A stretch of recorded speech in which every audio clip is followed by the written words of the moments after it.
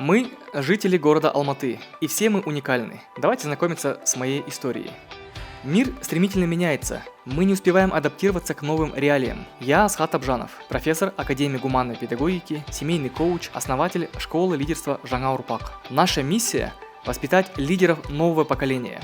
Молодежь, которая мыслит по-другому и не ждет, пока им что-то дадут, а кто сам готов отдавать, вносить свой вклад в развитие общества.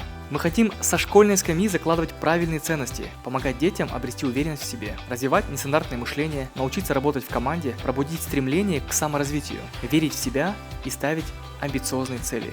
Ведь чтобы смело вступить в будущее, нынешнему поколению необходимо обладать лидерскими качествами и быть смелыми. Наше обучение дает веру в себя и в свои возможности. Это позволяет достигать высоких результатов во всех сферах жизни.